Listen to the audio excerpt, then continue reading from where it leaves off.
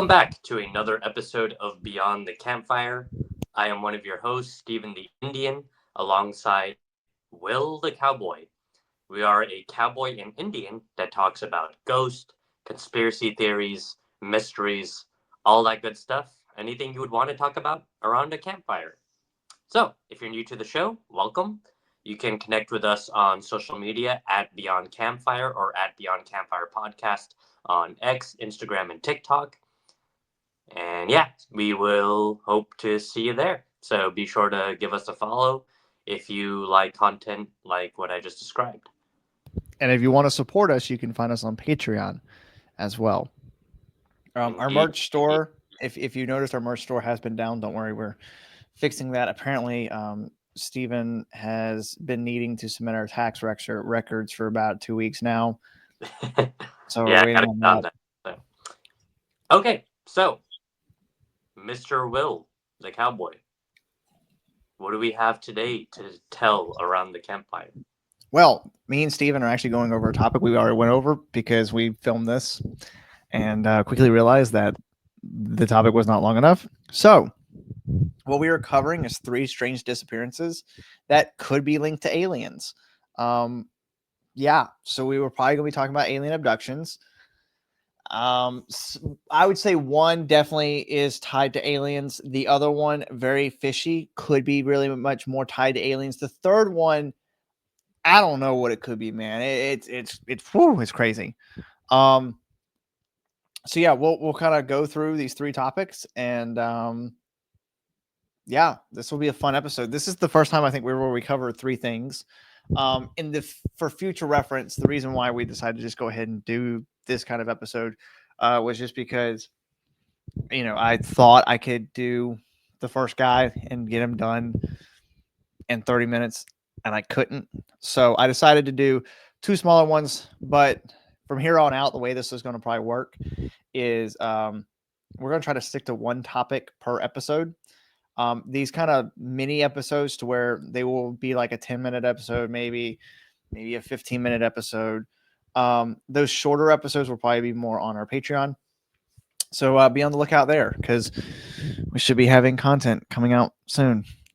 Hopefully, Yeah, we will get that recorded. Oh yeah.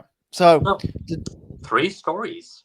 Yeah, so we got 3 different accounts. All of them kind of span over a different time period. Well, actually, 2 of them kind of take place pretty close in time.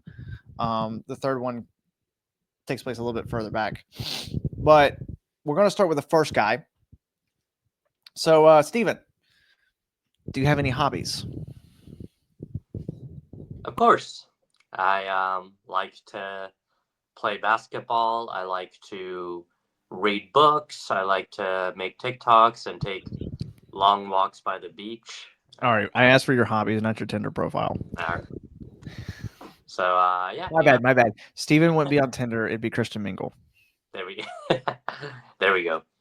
But yeah, those are some of the things I like to do. So ladies, I'm still very single. Just saying. Yeah. For me, my hobbies, I would say I like to ride. I like to work on the farm. Right now, our farm's more of a hobby farm. I did do bull riding for a little bit. I really wish it could have been a career, but it did end up being a small hobby for a little bit. Things just didn't pan out with it. But yeah, I mean, this is kind of a hobby for us as well right now because we haven't really taken off, so it's not really a job yet. But those are normal. Those are normal type of hobbies, right? People collect stamps, rocks, coins. People go fishing, hunting. They might even be interested in like trains and have like the little model trains going around their basement. Sure. I mean, there's tons of people who are into video games. By the way, go check out Beyond the Console. People have normal hobbies. They're like everybody has a hobby, right? It keeps us human, keeps us having something to do. Well, the guy we're talking about first, his hobby was normal to me, not normal to others. His hobby was in aliens. Because as we said, these were all about alien abductions. UFO chaser. Yeah. We did another episode where somebody was obsessed with aliens. Yeah, and I actually have a funny story real quick. So when I was, because as I told you guys, we had filmed this before, ran out of time. We realized that this was going to be too quick. So I went real quickly, did some research on two other people that disappeared. That wouldn't take a lot of time. And I asked ChatGPT, I was like, hey, we're covering Granger Taylor, and I've run out of I need more, two smaller, small, quick instances I can go over. And it did tell me Frederick Valentich. And I was kind of like, that took us 40 minutes. I don't know what you're talking about, this being quick, but that was not quick. But yeah, this is not the first alien abduction we've talked about. This will not be the last. For sure, for sure. Sometimes things go a little bit longer than you think they will, but you know. Anyway. But yeah, so he had a hobby in aliens, and you might be like, oh, so he was one of them crazy conspiracy guys, like a nut job, he was from Vancouver Island, so which is kind of like a very wooded area. Grew up cutting trees and stuff. You might be like, oh, he must have been a whack job, not very smart, not the brightest bulb in the bunch. But no, he was very smart. He even was very mechanically inclined. So this would have, though, of course, lead him to trouble, because one night he disappeared, and we don't know why. And so we'll kind of go into a bit of the background info to kind of give you guys an idea of probably why he disappeared, what could have happened. But yeah, we'll jump right into it. So a couple months before, he took some scrap from a junkyard and used it to kind of build his own little personal UFO. So kind of like a kid with like a tree house, he built his own little metal UFO in the backyard. Granger Taylor making a craft, a spacecraft. Anyway. Okay, so he did that. I likes aliens. He built Yeah. a UFO in his backyard, garage, something like that. Yeah, it's normal, kind of. Kind of impressive. Did I mention though? Because you'd be thinking like, okay, is this guy like in his 20s? Like, what's the deal? No, he was 32. Man, 32. Any wife and kids? Nope. No wife and kids, man. So don't feel bad, Steven. I got 5 more years. Golly, we're getting old. Anyways, so his sister reported that several weeks prior to his disappearance, he actually started using acid, and apparently he mixed that with smoking pot and kind of acted a little bit depressed. Wait. So he got acid and he got pot and he mixed them together. Yep. Golly, that guy was on something, that's for sure. Yeah. And he was depressed. And so one night during a thunderstorm, he decided that he was going to go and board a spaceship and take a tour around the galaxy with the alien Taylor Swift band. Yeah, I made a joke there. He's going on tour. He was a groupie. He was a groupie for the aliens, and he's going on tour. And just randomly decided to get up and go. He did not randomly decide to get up and go. I'm actually pulling up right now he left a letter. So he didn't just like disappear. He did write a letter to his parents, letting them know what was going on, where he was going. So he wrote him a letter, left it, and disappeared in the storm into the night, never to be found again. And this is what he wrote to his parents. That would probably explain to us a little bit about what was maybe going on in his head. Dear mother and father, I've gone away to walk aboard an alien spaceship, as reoccurring dreams assured a 42-month interstellar voyage to explore the vast universe, then return. I'm leaving behind all my possessions to you, as I will no longer require the use of any. Please use the instructions in my will as a guide to help. Love, Granger.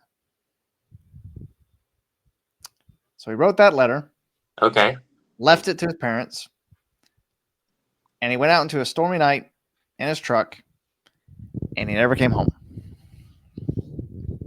See, the letter would be almost humorous if he had come back, but the fact that he didn't come back is what makes it both mysterious but also just really sad as well.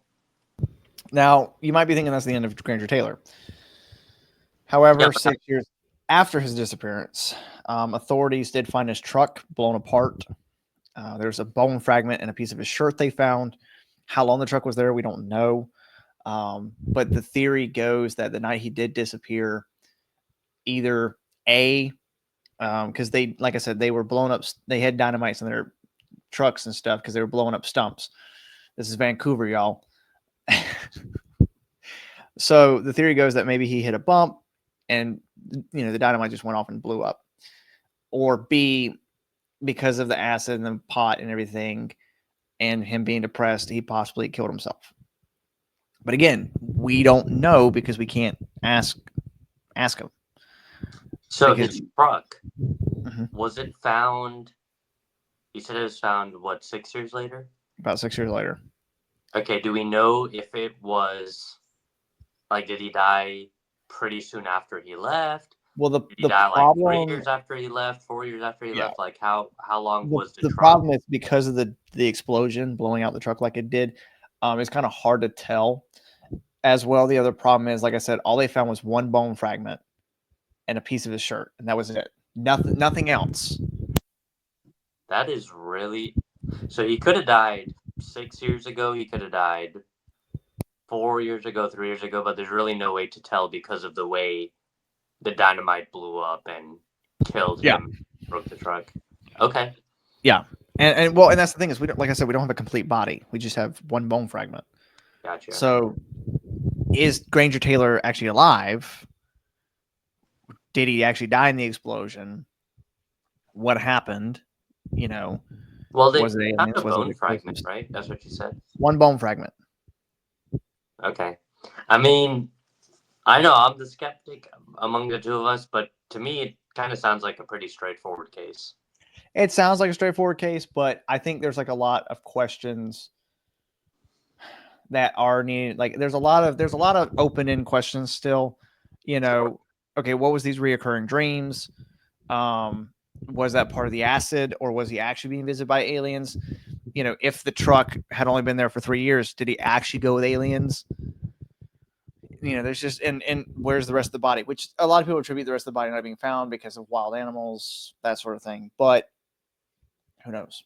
Suicide, accident, or aliens? You decide.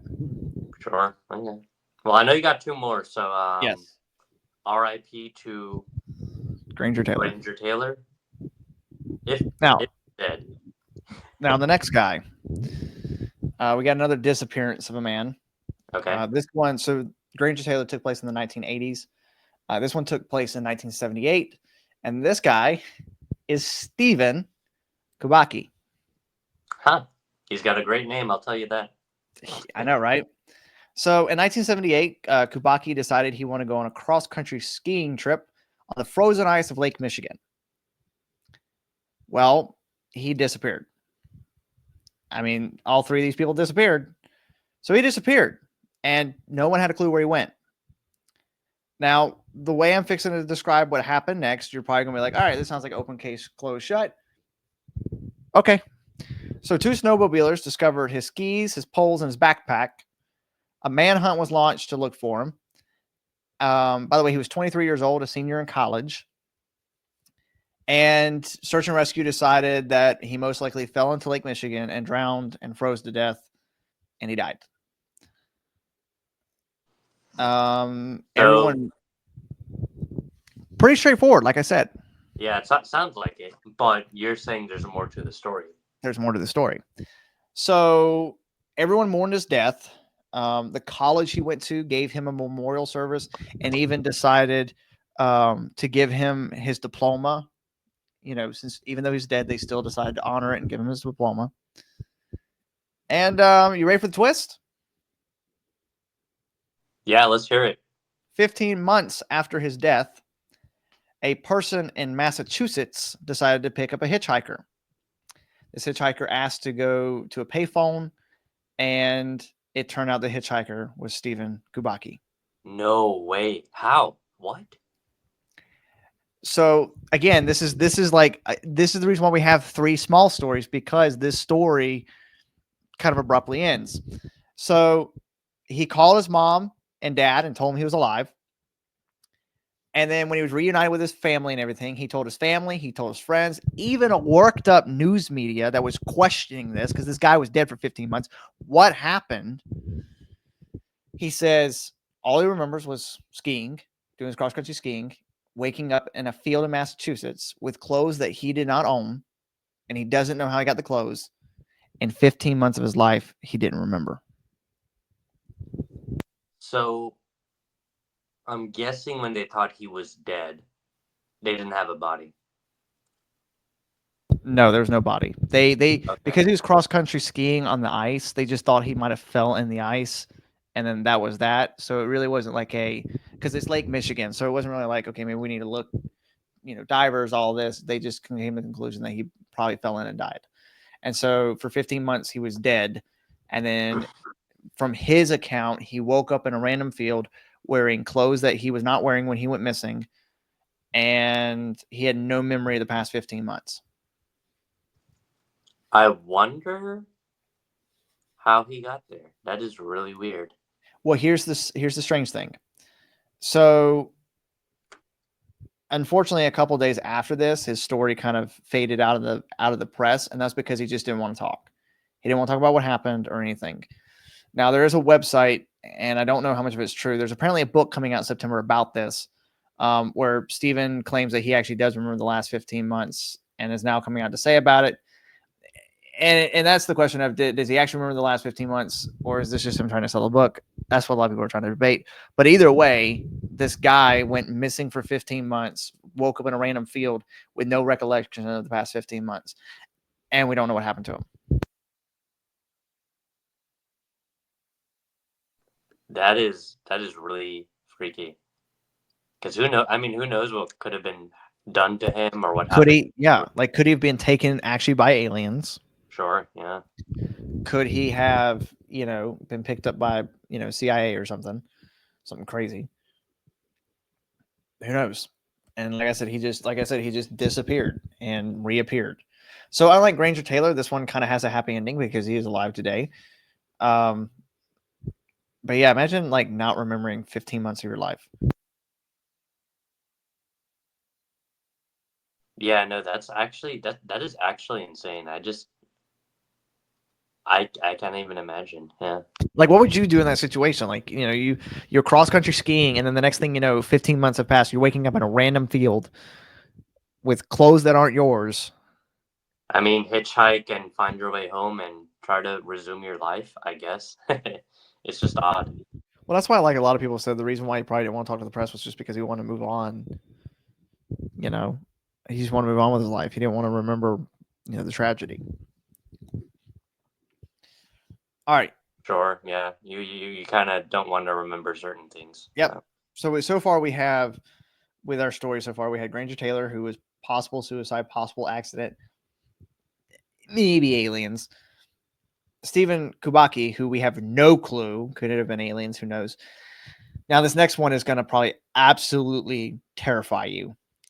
So I want you guys to get your blankets and get ready to hide under the covers because this one's a doozy. This one, and I'm going to go ahead and emphasize this because for Stephen, this is the oldest of these stories and to me the most terrifying.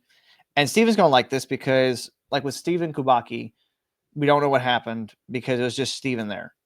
With Granger Taylor, we don't know what happened because Granger was the only one there.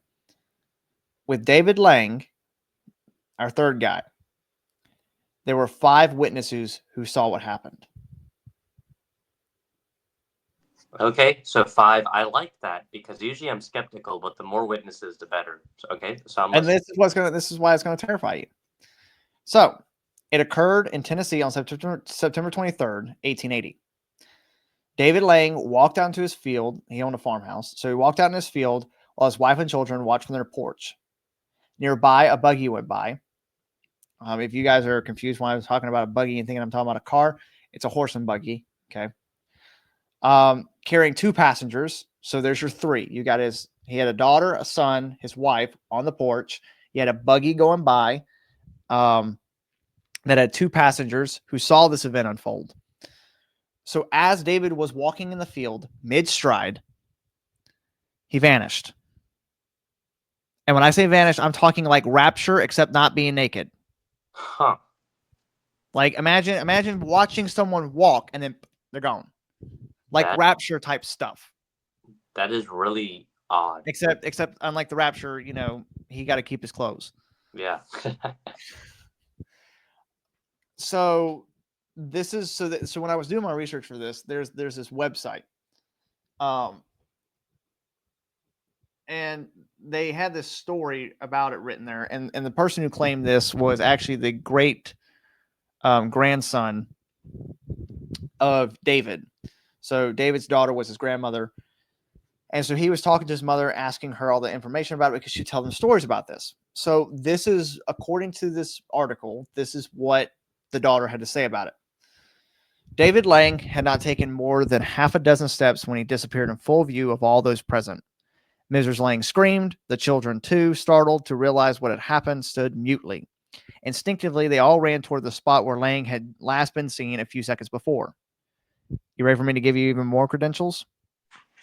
Let's hear it. Sorry, where was that? Judge Peck, so the town judge, and his companion, who was his brother-in-law, scrambled out of their buggy and raced across the field. The five of them arrived on the spot of Lang's disappearance almost simultaneously. There was not a tree, not a bush, not a hole to mark the surface, and not a single clue to indicate what had happened to David Lang.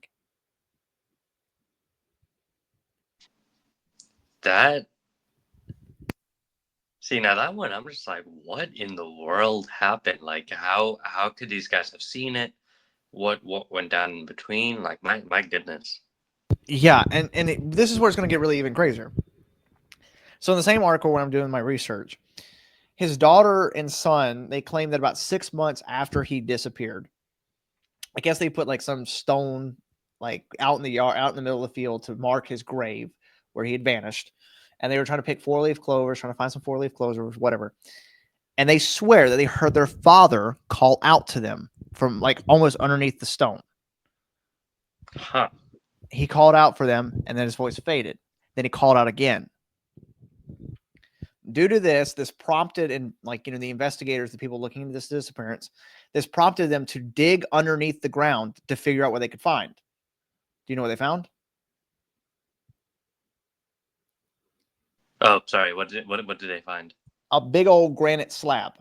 Now, when I talk about a big old granite slab, what I'm talking about is like, how there's the dirt, there's the bedrock layer, and then there's like a hard slab of granite that was buried underneath the field.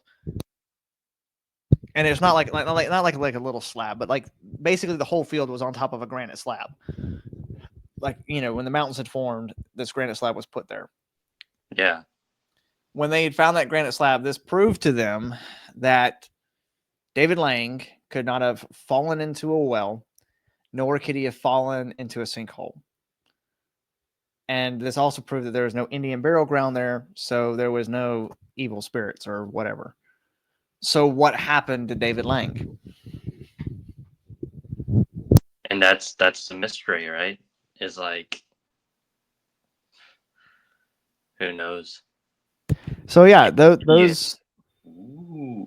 I know. So that's where a lot of people theorize that this isn't like, I was talking about alien abductions. This really could be more. Some of them alien. With David Lang, a lot of people think that he could have went into the fourth dimension. Like he could have found like a spot in the void to where he could cross the barrier and cross that way. And so that's what happened. He just stepped into like a hole in reality. Yeah, really interesting stuff. I know. So yeah, so those are our three people. See, and with that third story, I almost become closer to saying there could be something out there, because I'm a bit skeptical on aliens, but yeah, I mean, how do you even explain that last story with David Lang? Mm-hmm. So well, I think out of these stories, I think the two that really give credence to say there could be a possibility of aliens out there, like even Stephen Kubacki. Like, I mean, it's like if your story is fake, what kind of gives credit to Steven is that if your story is fake, I feel like, you know, you're going to push as hard as you can in the media. You're going to try to get book signings. You're going to try to do all this. But from the moment it happened and he returned, I mean, the media was on him for a little bit, but a couple days later they left because he wasn't wanting to answer questions, you know, and maybe now he's decided to come out and tell the truth. But I mean, he could have easily made money off of this, but Sure.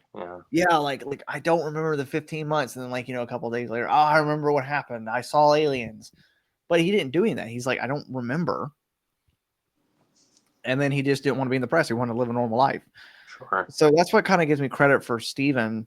And like with David Lang, there's 5 witnesses, one of which is a judge. Now with Granger Taylor, I think Granger Taylor might seem a little more open closed, but it really makes you ask what is out there, you know? Yeah. What could be lurking? I'll tell you this. You didn't make a ChatGPT story, right? No, I did not. I didn't really think we needed one. I made one. Oh, you did? Just in case. So yeah. I thought I would do it a little bit differently. So you are in it, but it's kind of a Steven solo story in some sense. Interesting. So it's really short, but it should be able to fill the rest of our time. So yeah. But yeah, I got it, so I'll go ahead and read it. If you're up for it. Yeah, I mean, if you want to fill in that last little bit there. Cool. Yeah. All right. I'll read it and we'll do it. So, all right, guys. To close out today's episode, I have what's called "The Silence Between the Stars," a Steven Beyond the Campfire solo adventure. So, the night sky was unusually clear over rural Georgia. Will had gone into town for supplies, leaving Stephen alone at the ranch, watching the stars with a thermos of coffee and an old hymnal open beside him. He leaned back on the porch bench, eyes tracking a strange light dancing just above the tree line. At first, he thought it was a drone, or maybe a satellite flaring. But then it blinked once, twice, and shot across the sky in a perfect L shape. That ain't no drone. Stephen stood slowly. That isn't right. And then everything went white. I don't know if that did anything or not. it kind of did. I A for effort. Stephen woke up, paralyzed. Not by fear, but by something external, mechanical, almost surgical. He wasn't restrained, but he couldn't move. He floated in a chamber without corners, flooded with dim blue light and humming with a low frequency that made his teeth ache. Shapes surrounded him. Are we fixing to get a Patreon episode 18 plus of Stephen being probed? Is that what I'm fixing to hear? Hey, sign up for Patreon. Oh, God. Shapes surrounded him, tall, thin, gray-skinned, with massive eyes that flickered with subtle shifting colors. They did not speak, but their thoughts pressed into his skull.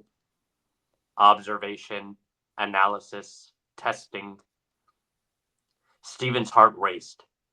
In the name of Jesus Christ, he whispered, barely able to speak. You can test my body, but you cannot own my soul. The beings paused. One step forward, his face unreadable, with a green flashlight flickering. He suddenly got a long silver metal rod and stuck it into Stephen's ear. Oh, thank God. Oh, thank God. Oh, thank God. I was like, he's fixing it. He's gonna Patreon. he's gonna probe him. Golly. Okay, I'm gonna stop. Oh my God. Stephen screamed in pain, and suddenly a ripple of green moved across his eyes. The alien spoke. Faith, anomaly, unique, and specimen. Memories screamed into Stephen's mind. Past memories flickered. His baptism, his first time meeting Will, a Bible study, and then it changed, blurred by their interference. Stop! Stephen gasped. If you understand anything, understand this. God loves you. I don't know if you're angels, demons, or something else entirely, but if you have minds, you were made by Him. The alien grabbed another metal rod and stuck it in Stephen's other ear. Good Lord. Suddenly, they pulled out the rods out of his ear and looked at Stephen intently. Then a thought filled the chamber. You will not remember any of this. Stephen suddenly awoke in a dew-soaked field just before sunrise. Birds chirped. His phone was still in his jacket pocket, but it was dead. His shoes were gone. A strange, faint, triangular scar marked his wrist. Bro, they took your shoes. Man, these aliens are just thieves. Will's truck suddenly pulled up out of nowhere. Stephen! Will jumped out and ran towards him. Where the heck have you been, man? You've been gone for 3 days. Stephen sat up slowly, blinking at the horizon. 3 days? It felt like an hour. I think I was taken. Will raised an eyebrow. Taken? By who? Stephen turned, his voice still hoarse. I don't know. Aliens, maybe? Or something worse? You sure? You're sounding kind of weird, Will said. I remember, Stephen said, firmer now. They said I wouldn't remember, that I would forget, but I remember. Stephen looked intently at his friend with a haunted expression, then a small, shaken smile. Will? I tried to share the gospel with them. You what? Will said. They're freaking aliens, Stephen. And Stephen, still barefoot in the field, gave a laugh and began to tell him everything as they walked back to the farm. The end.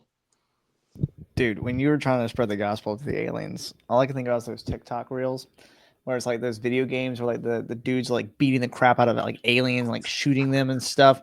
And it's like me and the Christian bros when aliens are found out and us showing them the true people made in God's image. And it's like we're just beating the crap out of aliens. And I'm like, that's what I was like, is he really trying to spread the gospel to the aliens right now? Well, that was so we had 4 abduction stories. Stephen got abducted. Yeah, and they probed his ear. Glad that's the only thing they probed. Tune into Patreon for an extended version of that. Now we're really fixing to have like an OnlyFans where we just read smut. We're gonna be on the campfire on OnlyFans, and it's just us reading like Stephen love stories with cryptids. Well, I guess that's all we have. Mr. the Cowboy, you got anything else for us? I do not. Alrighty, I guess that'll wrap that one up. All right. Well, if you happen to be abducted by little gray men, watch your ass. Literally.